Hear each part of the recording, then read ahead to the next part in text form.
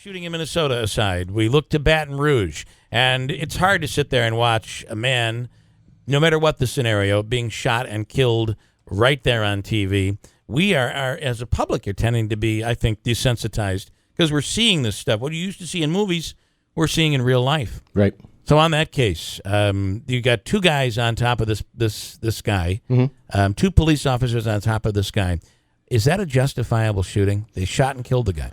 Well, to a certain degree, I think it is too early to know. I think that there's, But you're surmising. You're trying to figure, as a police officer and professional, you're looking at things that we aren't looking at. What are you seeing? Well, from what I've seen in the video, and I've watched it a bunch of times, we have to remember, okay, first of all, the officers are told that he has a gun and he's pointing a gun. So automatically, you've got a heightened sense of awareness when you show up to that scene that, okay, there might be a gun involved. The video picks up sort of halfway as the one officer tackles the guy. So once they're on the ground, it does appear to me that first officer that's on top of him is clasped right onto his right, the gentleman's right pocket. You can see his whole body. You can see his arms. It looks like... Why go after the pocket? So there's a gun. They believe there's a gun. Right. There. Well, later you see in the video that he goes right to that pocket and takes out the gun. So the pocket... So by cupping the pocket, you're preventing a person from reaching in and pulling the gun out of the pocket. Very, very common tactic in law enforcement. If a person has a weapon and their hand goes to that pocket and or you clasp onto that pocket, so it basically can't be pulled out and used against you. So let's talk about the subconscious that you said. So instead of from the police standpoint, from anybody who could possibly being apprehended by police, what's the first thing they do if they have something in their pocket, like a weapon? Right. There are certain characteristics that people that carry guns legally or illegally will do subconsciously, don't even realize they're doing it. It's also, we see the same sort of characteristics with people that carry drugs illegally. When they're confronted by police, they grab a hold of whatever it is that they're trying to hide. They don't even sometimes realize they're doing it, or they don't even have intent to use it against law enforcement.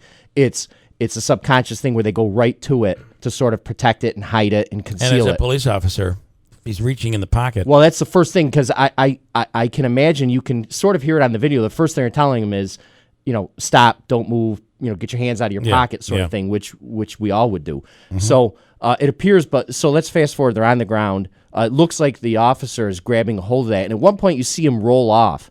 So I suspect what happened was the guy's hand came out of the pocket. And, you're on top, your field of vision is very small. So I think probably he thought that, and again, I'm surmising here, that his hand was out of the pocket, so was the gun. And I think, and I think based on what I've seen on the video and heard, I think both officers shoot. I could be wrong, but it appears that the first shots are fired from the officer that was right on top of him. And then it's tough to tell because the video breaks away. Sure. But whether they think he's reaching for the gun or whatever the case may be, and then he fires the second set of rounds there. So, but I think that, the reason why I say all this is, one, from watching the video, and you can see what the officer is doing. At least you can see partially what he's doing. He's blocked a little bit. But after the shooting, that same officer goes right to that front pocket and pulls the gun out. He doesn't search him. He doesn't pan him down. He doesn't look for anything. He knows right where that gun is. Right. So either he felt the gun or he saw the gun or whatever the case may be. And it looked like the guy was struggling to get the gun. It looked like he was reaching to his pocket. Right. Exactly. And if you can imagine a gun is a hard, rigid object. It's not flexible at all. If it's in a pocket, you feel it, and any officer knows the outline of a gun. So was the shooting of that man justified? Tough to tell. I think it's too early to say. Based on, again, I think there's some body camera. Based on your scenario, if your scenario is correct, justified? Yes, absolutely. Okay. If that's what happened. Now, speaking of ifs, let's go back to Minnesota. In the case where the woman claims, and here's her testimony today, which I call it testimony. She's speaking to the media, and she said that her boyfriend calmly told the officer, "I have a weapon. I have a permit. I'm just letting you know that." The officer asked for the ID. He was reaching to his pocket, but as he told, I believe it was as he was reaching to his pocket, he told the officer that he had the weapon, a concealed permit as well. The officer then said to freeze. The woman says he was already in motion before the officer said freeze towards his pocket, and he shot and killed her boyfriend. If that were the case, how would you assess that situation if what she's saying is true? Well, a couple of things. Tactically, both scenarios are very different. I think the scenario in Baton Rouge, if that's the case, there was no time for those officers to retreat. If he had a gun and he was threatening it or whatever the case may be.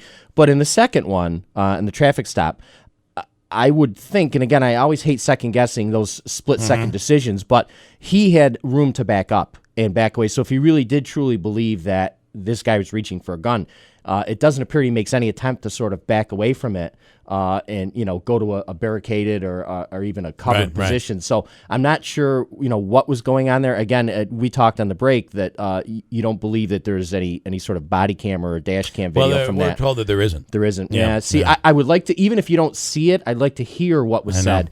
We might very well be left with his word versus her word. Yeah. Was he yelling commands? Freeze! Don't move! Don't do it. I have no idea. Again, the only thing we hear is the aftermath. That's when she was doing it. At that point, the officer was frantic. Obviously, he knows he just shot and killed somebody. Sure.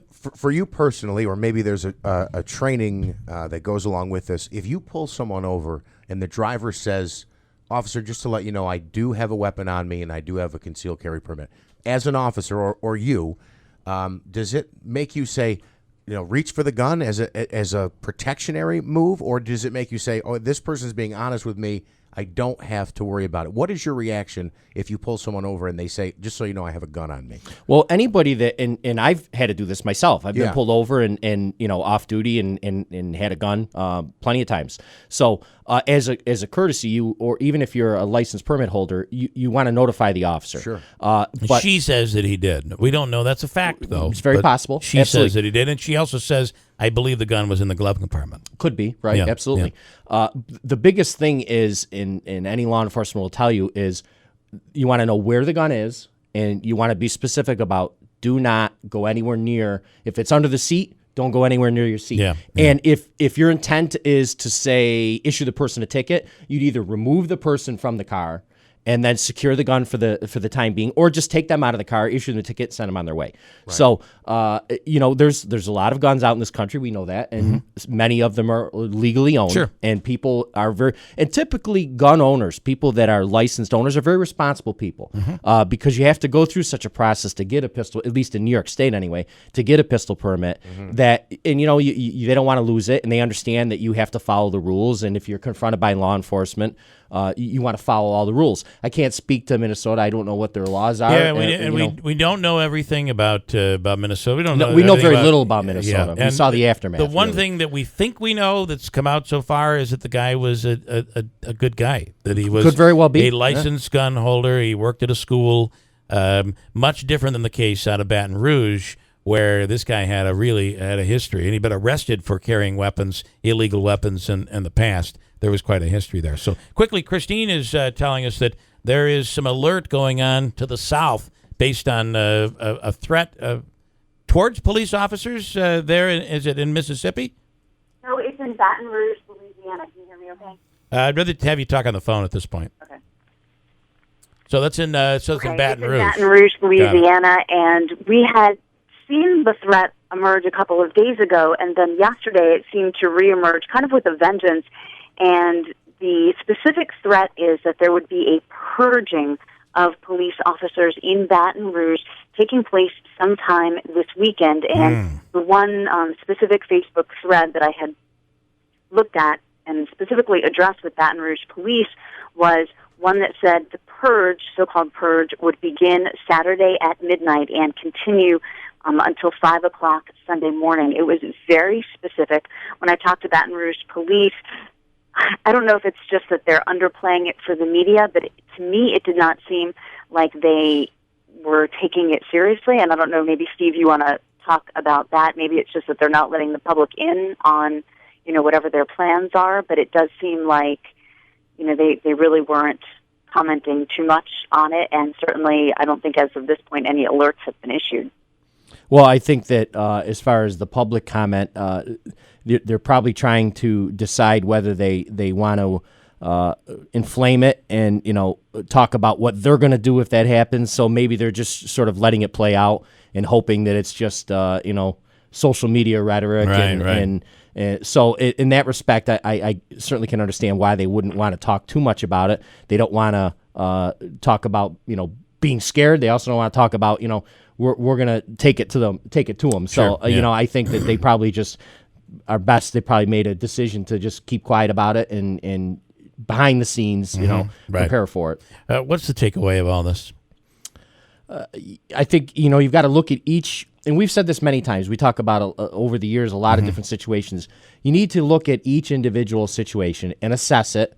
Look and see whether was it done right, was it done wrong. If it was done wrong, then what mistakes can be fixed. What was done, and wrong could be a mistake. Of course. It doesn't have to be intent. As the governor was saying yesterday, this was a racist action. This officer could have been justified. This officer could have panicked and made a mistake. And I guess it's possible the officer could be a racist. All of those things. All of those things are possible at this point. Right. Nothing really can be ruled out right now. But to focus in on one, like so many people are doing right now, I think is a big mistake. Right. It's easy to do that. It hits home. It's close to home. Unfortunately, we've had officers killed locally. We've had police there, people that were shot by officers. But each of those situations, we're going to look at it and we're going to assess it and we're going to apply the law as it sits. And sometimes you can be within the law and still be wrong. Right. And you make mistakes and you say to yourself, "Geez, could you maybe?" But I don't think there's a better profession out there at, so to speak, policing itself and sort of getting rid of the bad apples than law enforcement. It's really one of the few professions out there that constantly assesses itself and reevaluates its own people to make sure that we've got the best people that we can. Now, saying that, we have tens of thousands of law enforcement in this country. And hundreds of thousands, really. So to say that we're all going to do the job 100% all the time, it's not possible. Yeah. But I think there is no better profession at doing that than law enforcement. Policing itself. Absolutely. Christine, I'm going to let you go. I know we're getting past your window, so we'll speak with you on Monday. Enjoy the weekend. You too. Take care, Christine. Christine Bellino. Andrew, final word on this here with Lieutenant Houck. I think as a listener had put it, we all have to realize that there are phenomenal police and law enforcement officers out there, including one of your very own, UPD officer Chris Mannion. Yeah, that was great to see a great story yesterday. 5-year-old boy yesterday, and the mayor honored him as well yesterday. About a police officer yesterday. While all of this terrible stuff was going on, before we even knew of what was going on in Dallas, we had a big positive here. Yeah, he's a great kid, too. And he somebody I went to high school with that I was on the job with retired, and he was our sort of in-house EMT that taught us a lot of stuff, and Chris the last couple of years worked along with that officer to sort of get up to speed because we have a lot of training that we do internally. Every month we talk, we do training locally with our own people to say, here, like even like infectious disease, hey, Ebola is going around, so here's what you should be careful of, and all these other sorts of things. So he's the officer that sort of took over for that and had a lot of training and a lot of background. So it's nice to see that, and sometimes you say fate that he happened to be the one officer on scene there. So it was nice to see, and thankfully, it's the thing about law enforcement, we've talked about this, is we really have to do it all. If there's a house fire, they call the police. If there's a shooting, they call the police. There's a stabbing, they call the police. Your neighbor ran over your lawn, the police get called. If the neighbor's dog is barking, we get called. Right. So we go really to all of it. We have to be the marriage counselor and the referee, and we have to do all those things. Yeah. It's what the job's about. I'll leave with this on the topic, and that is social media. It's the one element that didn't exist, and it really started with Rodney King. Right. We had the video of that, and somebody videotaped it. Years ago, this didn't happen. Now you have, every time anything occurs, everybody has a camera and a video camera in their hand. So, and a lot of times you're getting an incorrect perspective of what really, really went down. But it seems that every time there is something bad that happens, it's rampant through social media, which I don't know. I think that's what's causing this social unrest that we're facing right now. I think that there's something to learn from those videos. Yeah. Sort of the transparency of it and seeing it in its raw form. However, I think there are many people out there that will use, either intentionally or for lack of knowledge, will use those videos to sort of find a cause. Sure. And I think many will use it as a platform politically to sort of further their personal agenda. You'll be seeing that today. We've seen it already. Yeah. You know, we've seen it in the past couple of days.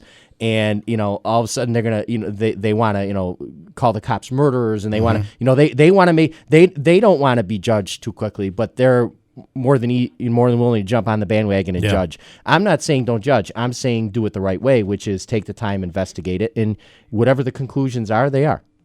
Lieutenant Steve Haug, thanks so much. Absolutely.